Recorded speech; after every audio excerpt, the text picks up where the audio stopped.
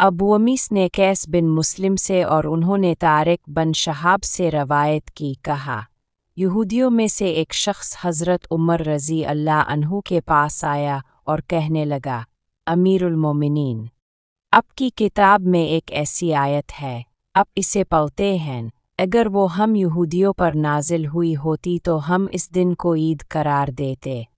आप रज़ी अल्लाह अन्हु ने पूछा, वो कौन सी आयत है?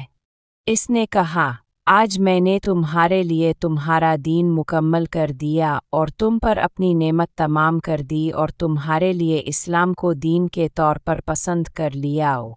तो हज़रत उमर रज़ी अल्लाह अन्हु ने कहा, मैं वो दिन भी जानता हूँ जिसमें ये नाजिल हुई, वो जगह भी जहाँ ये नाजिल हुई। ये आयत अरफात में जुमा के दिन रसूल अल्लाह पर नाजिल हुई थी।